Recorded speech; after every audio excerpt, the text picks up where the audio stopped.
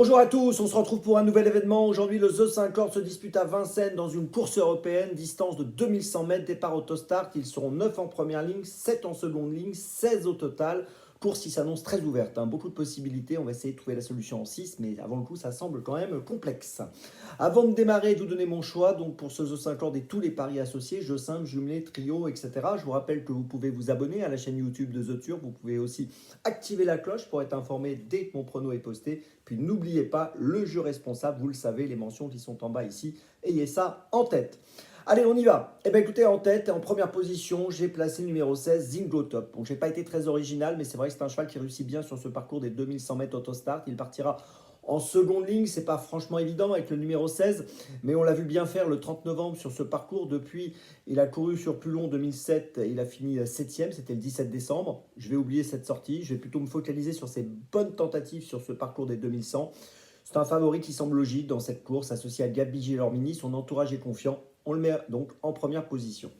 En deuxième position, j'ai retenu le numéro 10, Last Winner, qui vient de gagner le 30 décembre sur Pulon, 2700 mètres, qui doit pouvoir jouer encore un bon rôle, si bien sûr, elle a un bon parcours. C'est une concurrente qui doit courir cachée, donc elle part en seconde ligne avec le numéro 10, il ne faut pas qu'il y ait d'aléas, il ne faut pas qu'elle soit gênée, etc. Mais si tout se passe bien, je pense qu'elle est en mesure de monter sur le podium. En troisième position, j'ai retenu le numéro 9, Domino Dovrecy. Alors, il vient de gagner à Cagnes-sur-Mer le 22 décembre. Il fait le déplacement à Vincennes. Pour l'instant, il n'a pas vraiment réussi à Vincennes. Mais bon, je me dis quand même qu'il a pour lui aussi un peu de régularité. Sur ses 10 dernières courses, il a fini 8 fois dans les 5. J'y crois. Pour une place, je pense qu'il est capable de monter sur le podium. Je l'ai peut-être mis un peu haut. J'aurais pu le mettre 4-5e, mais bon, voilà, je le mets 3e. En quatrième position, j'ai retenu le 5, Forever JL. Alors, lui, par contre, j'aurais pu le mettre un peu plus haut. Si il trotte, s'il n'est pas disqualifié, s'il répète sa tentative du prix du Croisé-la-Roche où il vient de finir 4e, c'était le 1er janvier, il est associé à Benjamin Rochard, il doit jouer un bon rôle. Maintenant, il peut être fautif, c'est ça le problème avec lui. Voilà. Mais c'est un concurrent qui est un peu, on va dire, incontournable dans cette course. En cinquième position, j'ai retenu le 4, Flamme Julerie, qui a fini 8e du prix du Croisé-la-Roche, donc course dans laquelle Forever J, elle a fini 4e. Et Flamme Julerie, ce jour-là, n'a pas été très chanceuse. Elle aurait pu finir beaucoup plus près, mais elle n'a pas vraiment pu trouver l'ouverture. Donc il faut la reprendre. Auparavant, elle avait bien couru à Marseille.